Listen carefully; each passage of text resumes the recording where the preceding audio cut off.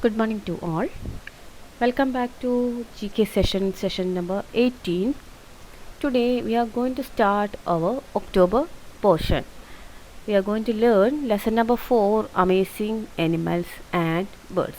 If you have any confusion with the portion, please refer to the syllabus given to you.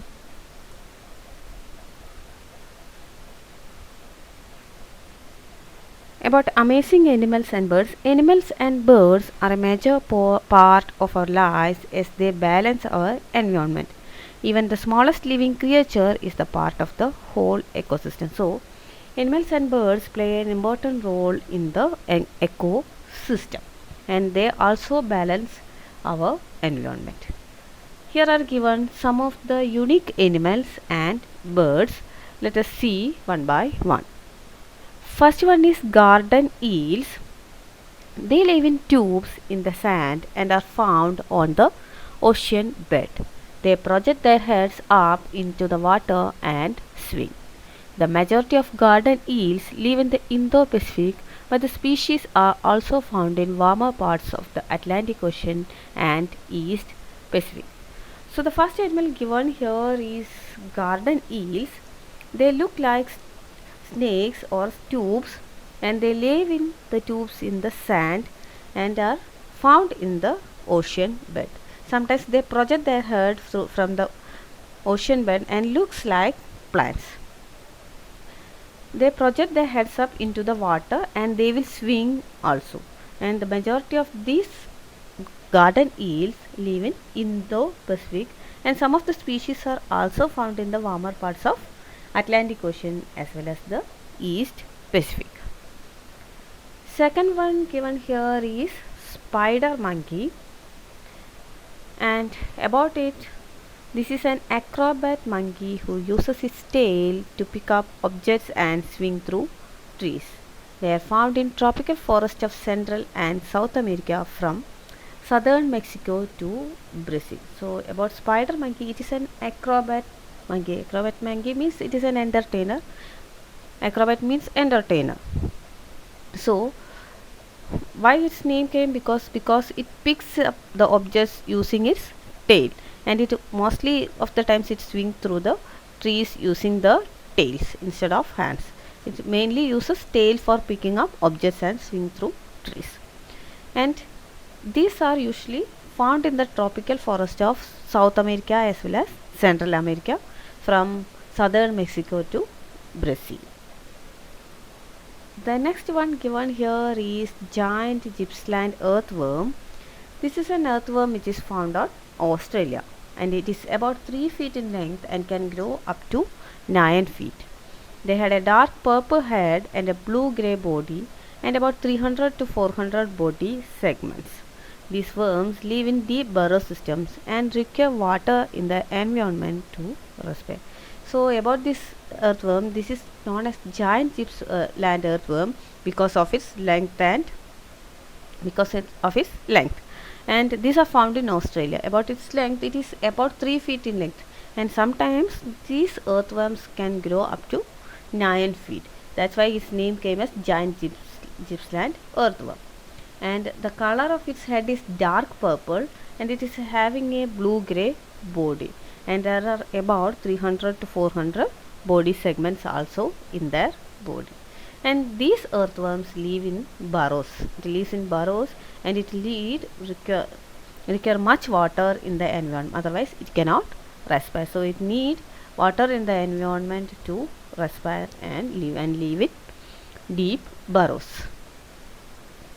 Next one here given is the moon rat, and this is found in Malaysia and is the foulest smelling animal in the world.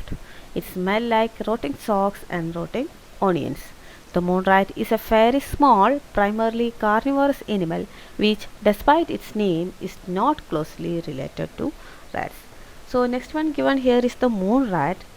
About moon rat, these are found in Malaysia and it is the foulest smelling animal in the world. Because of its smell, no one can reach near it, and the smell of this animal is like that of a rotting socks and rotting onions. You can think how much foulest smell a rotting socks or rotting onion mix. So it smells, this moon rat smells like the rotting socks or rotting onions. And about its size, it is very small, and it is also a primarily it is also a carnivorous animals. Even though its name is moon rat, it is not closely related to rats. It is different from rats. So this is the foulest smelling animal in the world. Moving on to the next one, which is secretary bird. In the textbook there is a mistake on the answer because the description for this given here is about, the description given here is about secretary bird, but the answer given on the back is puffin, but it is wrong. Actually this is secretary bird. The next question answer is puffin. Please correct it in your textbook. Okay, so about this secretary bird, it is an orange-eyed African hawk that captures poisonous snake with its feet and crushes them to death with its wings. The secretary bird is instantly recognizable as a very large terrestrial bird with an eagle-like head and body on crane-like legs. It stands about 1.3 meter, that is about 4 feet 3 inches tall, and it has a length of between 112 and 150 centimeter, that is about 44 and 59 inches. So you can see from the picture itself, its eyes are orange red, and these are African hawk which captures even poisonous snake like cobra with its feet, and they crushes the prey to death with its wings. This is one of the feature of this bird because it crushes its prey to death with its wings, and this bird is recognizable, it is easily recognizable because of its eagle-like head. Its head looks like an eagle, but it is having the legs of crane-like legs, shape of crane's leg. It is having eagle-like head and a body on, and its legs are like crane-like legs. It resembles to the legs of the crane. And about its height, it is about 1.3 meter tall, that is 4 feet 3 inches. Its height is 4 feet 3 inches. You can think how much height it is.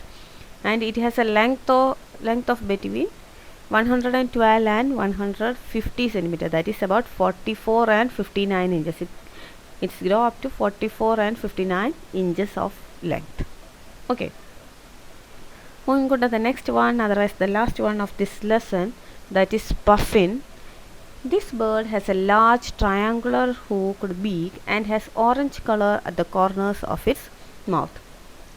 The puffins are stocky, short-winged and short-tailed birds with a black upper parts and white or brownish grey underparts.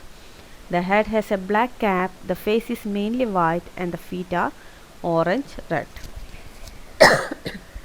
Excuse me. The bill appears large and colorful during the breeding season. The colorful outer part of the bill is shed after the breeding season, revealing a smaller and duller true bill beneath. Excuse me.